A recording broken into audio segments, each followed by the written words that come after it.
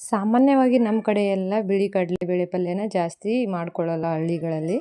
ಎಲ್ಲರೂ ಜಾಸ್ತಿ ಕೆಂಪು ಕಡಲೆಬೇಳೆನೇ ಮಾಡ್ಕೊಳ್ಳೋದು. ಯಾಕಂದರೆ ಕೆಂಪು ಕಡಲೆಬೇಳೆ ನಾವು ಹೊಲದಲ್ಲಿ ಬೆಳಿತಿರ್ತೀವಲ್ವ, ಸೊ ಅದನ್ನು ಮಾಡ್ಕೊಳ್ಳೋದು. ಅದು ಕೂಡ ತುಂಬ ಚೆನ್ನಾಗಿರುತ್ತೆ. ಇದು ಪುರಿ ಜೊತೆಗೆ ಚೆನ್ನಾಗಿರುತ್ತೆ ಅಂತ ಅಂದ್ಕೊಂಡ್ಬಿಟ್ಟು ನಾನು ಇವತ್ತು ಬಿಳಿ ಕಡಲೆಬೇಳೆ ಪಲ್ಯನ ಮಾಡ್ಕೊಂಡಿದ್ದೆ. ಸಖತ್ತಾಗಿತ್ತು ಪುರಿ ಜೊತೆಗೆ. ಮತ್ತು ಸ್ವಲ್ಪ ರಸಗುಲ್ಲ ಇತ್ತು, ಅದು ಕೂಡ ಸರ್ವ್ ಮಾಡಿದ್ದೀನಿ. ಇವಾಗ ನೋಡಿ, ಬಿಳಿ ಕಡಲೆಬೇಳೆನ ಒಂದು ರಾತ್ರಿ ನೆನೆಯಿಟ್ಟಿದ್ದೆ. ಅದಕ್ಕೆ ಸ್ವಲ್ಪ ಲವಂಗ, ಮೆಣಸು, ಏಲಕ್ಕಿ ಮತ್ತು ದಾಲ್ಚಿನ್ನಿ, ಒಂದು ಪತ್ತನ ಹಾಕ್ಕೊಂಡ್ಬಿಟ್ಟು ಒಂದು 5-6 ವಿಸಿಲ್ ಹೊಡ್ಕೊಂಡಿದ್ದೀನಿ. ಈ ರೀತಿಯಾಗಿ ಆಗಿದೆ, ಸಾಫ್ಟಾಗಿ ಆಗಿದೆ ನೋಡಿ. ಈ ರೀತಿ ಒತ್ತಿದ್ರೆ ಈ ರೀತಿಯಾಗಿ ಬರಬೇಕು.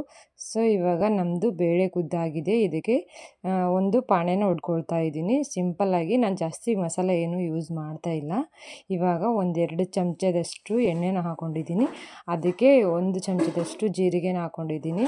ಒಂದು ದೊಡ್ಡದು ಉಳ್ಳಾಗಡ್ಡಿನ ಸಣ್ಣ ತುಂಬ ಚಿಕ್ಕದಾಗಿ ಕಟ್ ಮಾಡ್ಕೊಂಡು ಇಟ್ಕೊಂಡಿದ್ದೆ, ಅದು ಹಾಕ್ಕೊಂಡಿದ್ದೀನಿ.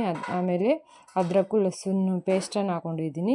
ಅದಾದ್ಮೇಲೆ ಒಂದೆರಡು ಟೊಮೆಟೊನ ಸಣ್ಣದಾಗಿ ಕಟ್ ಮಾಡಿಟ್ಕೊಂಡ್ಬಿಟ್ಟು ಅದು ಕೂಡ ಹಾಕ್ಕೊಂಡಿದ್ದೀನಿ.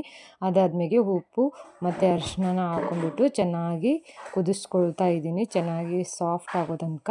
ಅದಾದಮೇಲೆ 1-2 ಚಮಚ ನಾನು ಖಾರದ ಪುಡಿನ ಹಾಕ್ಕೊಳ್ತಾ ಇದ್ದೀನಿ. ನಿಮಗೆ ಖಾರದ ಪುಡಿ ನಿಮ್ಮ ರುಚಿಗೆ ತಕ್ಕಂತೆ ಹಾಕ್ಕೊಳ್ಬೋದು. ನನಗೆ ಇಷ್ಟಕ್ಕೆ 1-2 ಚಮಚ ಸಾಕಾಗುತ್ತೆ. ಸೊ 2 ಚಮಚ ಹಾಕ್ಕೊಂಡೆ.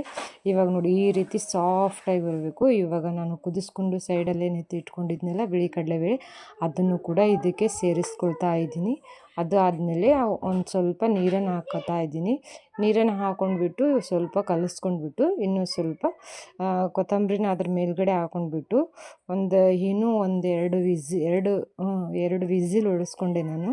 2 ವಿಸಿಲ್ ಹೊಡೆಸ್ಕೊಳ್ಳೋದ್ರಿಂದ ಇನ್ನೂ ಸ್ವಲ್ಪ ಸಾಫ್ಟ್ ಆಗುತ್ತೆ ಮತ್ತು ಸ್ವಲ್ಪ ಗಟ್ಟಿಯಾಗುತ್ತೆ ನಮ್ಮ ಸಾಂಬಾರು. ಇವಾಗ ನೋಡಿ, ಅದನ್ನು ಮುಚ್ಚಿಟ್ಬಿಟ್ಟು 1-2 ವಿಸಿಲ್ ಹೊಡೆಸ್ಕೊಂಡಿದ್ದೀನಿ. ಈ ರೀತಿಯಾಗಿ ಆಗಿದೆ. ಜಾಸ್ತಿ ಏನು ಗಟ್ಟಿಯಾಗಿಲ್ಲ, ಈ ರೀತಿ ನಡೆಯುತ್ತೆ. ಪುರಿ ಜೊತೆ ತುಂಬ ಚೆನ್ನಾಗಾಗುತ್ತೆ. ಇದಕ್ಕೆ ಕೊತ್ತಂಬರಿ ಸ್ವಲ್ಪ ಹಾಕಿಬಿಟ್ಟು ನಾನು ಸರ್ವ್ ಮಾಡ್ತಾಯಿದ್ದೀನಿ. ತುಂಬ ರುಚಿಯಾಗಿತ್ತು ಫ್ರೆಂಡ್ಸ್. ನಿಜವಾಗ್ಲೂ ನೀವು ಕೂಡ ಒಂದು ಸಲ ಮನೇಲಿ ಟ್ರೈ ಮಾಡಿ. ಪುರಿ ಜೊತೆಗೆ ಈ ರೆಸಿಪಿ ತುಂಬ ಸಖತ್ತಾಗಿರುತ್ತೆ. ನಾನು ಅಂದ್ಕೊಂಡಿರಲಿಲ್ಲ. ಮೊದಲೆಲ್ಲ ಪುರಿ ಜೊತೆಗೆ ನಾವು ಬೇರೆ ರೀತಿ ಏನು ಜಾಮೂನು ಅಥವಾ ಸ್ವೀಟ್ ಪಲ್ಯ ಸಿಗುತ್ತಲ್ಲ, ಅದೇನಂತಾರೆ ನಮ್ಮ ಕಡೆ, ಬೇಸನ್ದು ಮಾಡಿರ್ತೀವಲ್ಲ ಅದು, ಮತ್ತು ಬಟಾಟೊ ಪಲ್ಯ ಎಲ್ಲ ಮಾಡ್ತಿದ್ದೆ. ಇದು ಚೋಲೆ ಭಟ್ರು ಅಂತ ಹಿಂದೀಲಿ ಫುಲ್ ಫೇಮಸ್ಸು ಮಹಾರಾಷ್ಟ್ರಲ್ಲಿ. ಸೊ ಈ ಒಂದು ಸಲ ಮಾಡ್ಕೊಳ್ಳೋಣ ಅಂತ ಮಾಡಿಕೊಂಡೆ. ಆವಾಗಿಂದ ನಾನು ಇದನ್ನು ಮನೆಯಲ್ಲಿ ಯಾವಾಗಲಾದರೂ ಒಮ್ಮೊಮ್ಮೆ ಮಾಡ್ಕೊಳ್ತಾನೆ ಇರ್ತೀನಿ. ಈ ರೆಸಿಪಿ ಅಂತೂ ನನಗೆ ತುಂಬ ಇಷ್ಟ. ಸೊ ಫ್ರೆಂಡ್ಸ್, ನಿಮಗೇನಾದರೂ ಈ ರೆಸಿಪಿ ಇಷ್ಟ ಆಗಿದ್ದರೆ ಲೈಕ್ ಮಾಡಿ, ಶೇರ್ ಮಾಡಿ, ಹಾಗೆ ಸಬ್ಸ್ಕ್ರೈಬ್ ಕೂಡ ಮಾಡ್ಕೊಳ್ಳಿ ನಮ್ಮ ಚಾನಲ್ನ. ಇದೇ ರೀತಿ ಹೊಸ ವಿಡಿಯೋ ಬೇಕಂತಂದರೆ ನೀವು ಕಮೆಂಟ್ ಕೂಡ ಮಾಡ್ಬೋದು. ಮತ್ತು ನೆಕ್ಸ್ಟ್ ಯಾವ ವಿಡಿಯೋ ನಿಮಗೆ ಬೇಕು ಅಂತ ಕಮೆಂಟ್ ಮಾಡಿ, ನಾನು ಅದನ್ನೇ ಮಾಡೋದಕ್ಕೆ ಟ್ರೈ ಮಾಡ್ತಾಯಿದ್ದೀನಿ.